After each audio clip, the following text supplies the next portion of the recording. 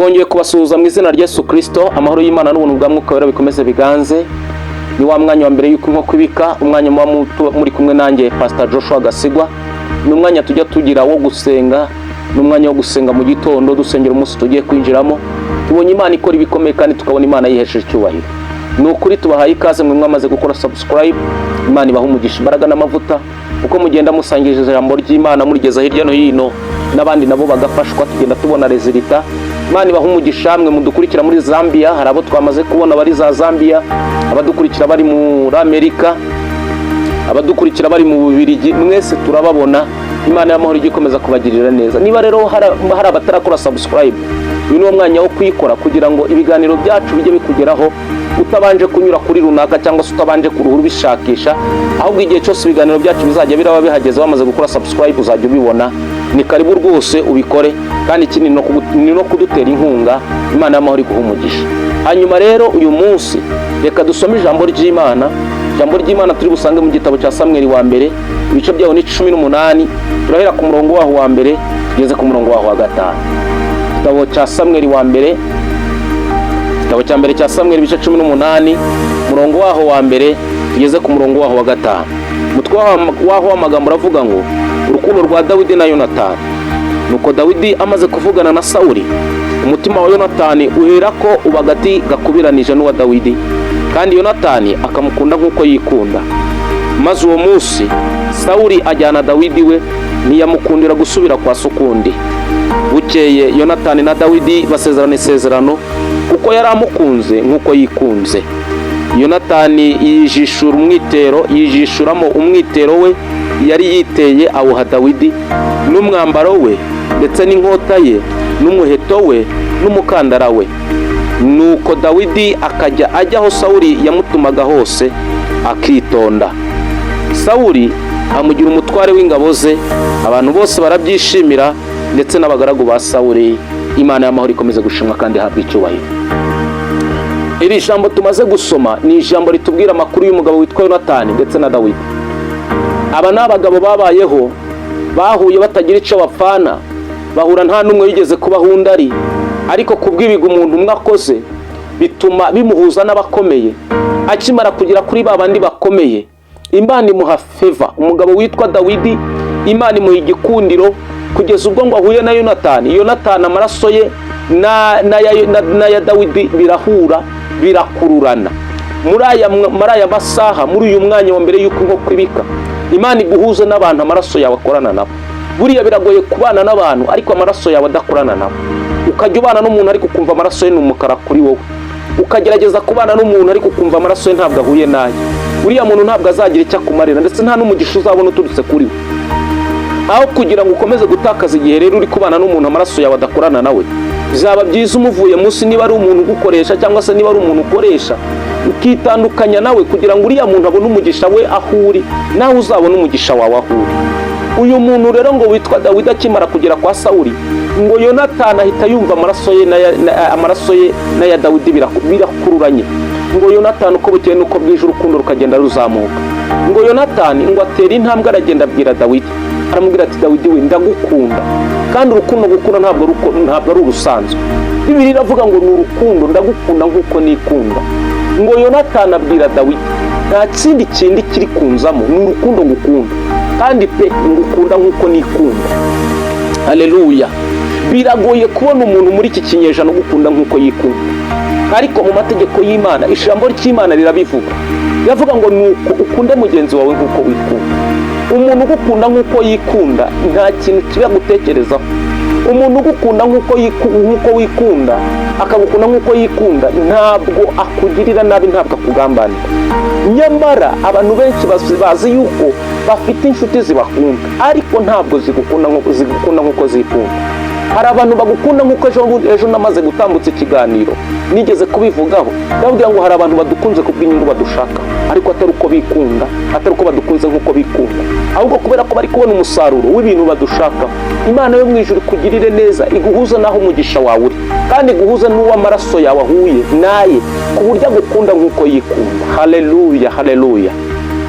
Ngo Yonatani akunda Dawidi kuva acinzira mu rugo rwa Sawuli. Yonatani baramukunze kuruta uko ubyumva. ngo amukunda nk'uko yikunda. Iyo usomye umurongo wa 2 ngo maze uwo munsi Sawuli ajyana Dawidi we, ntiyamukundira gusubira kwa se ukundi. Reka nkubwire, uyu Dawidi akimara kwica Goliyati yari amaze kugira ibigwi bimubanisha n'abakomeye, bimuhuza n'abakomeye. Ijambo ry'Imana rivuga ngo ituro ry'umuntu ngo riramujyana rikamuhuza n'abakomeye. Reka nkubwire, gusenga wasenga ukagira amavuta, ariko kwitanga no gushira mu bikorwa nibyo bituma uhura n'abakomeye. Imana iguha ibyo ukora, Imana iguhereza amaboko, Imana iguha imbaraga zituma ibikorwa byawe bigutambutsa bikaguhuza n'abakomeye. Haleluya. Ntabwo Dawidi yagiye kwa Sawuli kubera yuko yiyirije ubusa iminsi 40. No, ntabwo Dawidi yagiye kwa Sawuli kubera yuko azi kuririmba cyane no kubyina cyane. Never. Ikintu gitumye Dawidi bamuhereza ikaze kwa Sawuli mu rugo rw'umwami nuko yironshinze akica uwari warananiranye ari we Goliyati. Reka nkubwire, Imana yo mu ijuru iguha ubushobozi n'imbaraga byo gukora ibyo abandi bananiwe. Biriya bizakuzanira igikundiro, biriya bizaguhuza n'abakomeye, biriya bizaguha igitinyiro n'icyubahiro. Reka mbabwire, nta muntu ukunda uwatsinzwe, buri muntu wese ajya ku ruhande rw'abatsinze. Imana y'amahoro dufashe kandi Imana itugirire neza. Ngo Yonatani, ngo Dawidi akimara kugera kwa Sawuli, ngo Sawuli ntiyakundira Dawidi kongera gusubira kwa se, kandi gusubira kwa se ni ugusubira mu ntama mu ishyamba. Biragatsindwa rero ko umuntu wishe icyamamare, wishe umuntu wari warigize intwari y'Abafilisitiya ngo ajye gusubira mu ishyamba. Reka ibikorwa bya Dawidi bimuhuza n'abakomeye, bigomba kumuhuza n'abakomeye kandi akicara mu ntebe z'icyubahiro. Ndimo ndumva hari umuntu ndimo mvugana nawe ugiye kwicarana n'abakomeye muri uyu mwaka kubwo kwitanga yagize mu bihe byatambutse. Nshuti yanjye, ibintu byose ukora ntabwo ijuru ribyirengagiza. Ibyo wakoze ntabwo Imana yabyirengagije. Imana igiye kuguhuza n'abakomeye mu izina rya Yesu. Ibyo wakoze ntabwo wahambye imbwa, abo wafashije ntabwo wahambye imbwa. Ibyo witanze mu nsengero, mu nzira zitandukanye, ntabwo wahambye imbwa, ntabwo wasuzuguritse. Ibintu byose wakoze nicyo giye kugira ngo Imana igucire inzira nawe uhure n'abakomeye mu izina rya Yesu. Niba uri kunyumva nkurikiye ukaba ubyakiriye, uvuge ngo amina. Haleluya.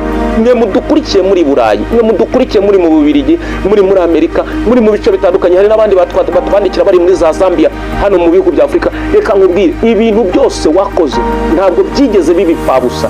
Ni umwanya wo kugira ngo bikodingwe. Imana igiye gutuma biguhuza n'abakomeye. Haleluya. Ntabwo Dawidi yagiye kwa Sawuli kubera indi, nuko ibyo yakoze kandi biyakoze bigatuma adasubira mu ishyamba, bikamuvana mu cyiciro kimwe yari arimo cyo mu ishyamba, bikamujyana bikamwicazanya n'abakomeye. Uko niko Imana igiye kukugirira neza, uko niko Imana igiye gukora ibidasanzwe. Ngo Yonatani, ngo akimara kubona Dawidi, ngo Yonatani aramukunda, ngo akimara kumukunda ngo abwira Dawidi ngo ndagukunze kandi ngukunze ibintu bidasanzwe, ngukunze mu buryo budasanzwe. Ngo aramubwira ngo ntabwo wabyemera, ariko reka dusezerane isezerano. Ngo Dawidi na Yonatani ngo basezerane isezerano. Haleluya. Niko Bibiliya ivuga ku murongo waho wa 3. Baravuga ngo bukeye Yonatani na Dawidi basezerane isezerano kuko yaramukunze nuko yikunze. Basezerane isezerano. Haleluya. Ku murongo waho wa 4 Yonatani yijishura umwitero. Nyumviriza ibikorwa by'umuntu gukunda nkuko yikunda. Umuntu gukunda nkuko yikunda, icyambere araguha, aragufasha. Haleluya. Ngo Yonatani yikuramo umwitero we yari yiteye awuha Dawidi. Umwitero ni iki? Ni icyubahiro. Aravuga ngo Dawidi we, bigendanye nuko ngukunda, aho ngera bagakubita amasariyuti, nawe bajye baguha icyubahiro, bajye bakura ingofero bapige sariyuti. Nanjye aho ngera bagasasa ibitenge, Dawidi nawe nuhagera bazagusasira ibitenge mu izina rya Yesu. Yonatani ngo akuramo umwitero ari wo cyubahiro. Aravuga ngo Dawidi we akira umwitero w'icyubahiro. Imana ihabwe icyubahiro. Icya kabiri, ngo Yonatani ngo n'umwambaro we ngo awuha Dawidi, n'umwambaro we ngo ndetse n'inkota ye n'umuheto we n'umukandara we ngo abiha Dawidi ibyo byose. Amuha umwitero, amuha umwenda we. Aramubwira ati Dawidi we, birashoboka yuko hari ukuntu waba wambaye ubusa, ariko uhereye none aha nguhaye umwenda wanjye. Igihe cyose uzajya uraba wambaye, bajya baravuga ngo buriya mwenda usa n'uw'igikomangoma, nawe uhinduke igikomangoma cy'ibwami. Yumviriza, umuntu ugukunda nk'uko yikunda ntabwo yifuza gukorwa n'isoni, ntabwo wakwambarira ubusa muri rubanda. Aravuga ngo oya, biragatsindwa ko nambara inshuti yanjye yambaye ubusa. Ntabwo agenda ngo abitarange ngo abivuge, ntabwo agenda ngo abibwira badashinzwe kubimenya, ahubwo amenya agahinda kawe, amenya umubabaro wawe, yikuramo umwenda, yikuramo umwambaro. Yonatani Imana ishimwe. Yikuramo umwambaro arangije awuha Dawidi. Imana iguhuze n'abantu bamenya umubabaro ufite, bamenya ko wambaye ubusa. Imana iguhuze n'aba bandi babona uri mu makosa, ntibagutarange ngo bagushire hanze, bakaza bakaguhishira, bakaguhishira mu mwambaro wabo, bakavuga bati wapi nubwo wakoze amakosa ari kuri wacu. Umunyarwanda yaciye umugani aravuga ngo ubyaye ishyano araryosa. Ntabwo bagutaranga ngo bagushire hanze ngo yanyweye inzoga, yasambanye, ahubwo baragufata bakaguhishira, bakakurinda kwambara ubusa, ahubwo bakakwambika imyenda yabo. Imana iguhuze n'aba bantu bataba inkunda rubyino ngo bakwishimirire mu bibazo byawe no mu byago byawe, ngo abe ari bo bafata iya mbere yo kugushyira hanze no kugushyira ku karubanda. Ngo Yonatani akuramo n'umwambaro we ngo arawumuha. Haleluya.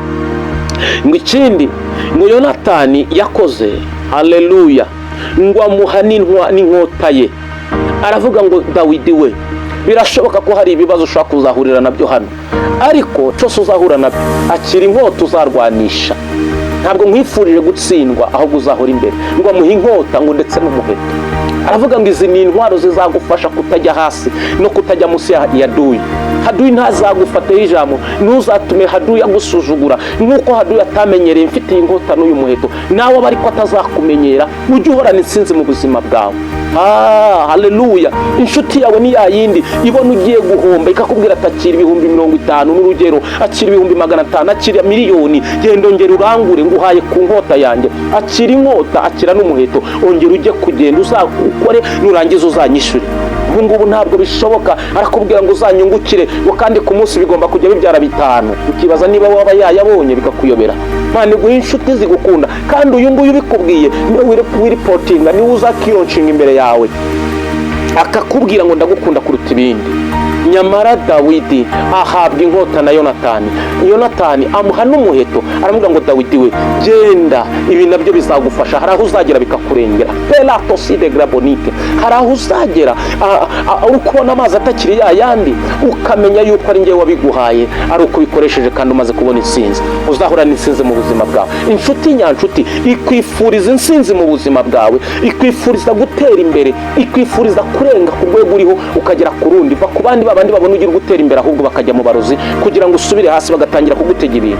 Imana iguhuze n'abandi bishimira iterambere ryawe, n'abandi bagusiporuta bakaguha inkota n'umuheto, bakakubwira ngo naho wari uri ukomeza utere imbere mu izina rya Yesu. Ngo ntabwo ari ibyo gusa Yonatani yahaye Dawidi, ntabwo ari ibyo gusa, ngo ahubwo haleluya, ngo yamuhaye n'umukandara we agukomera no kwihangana.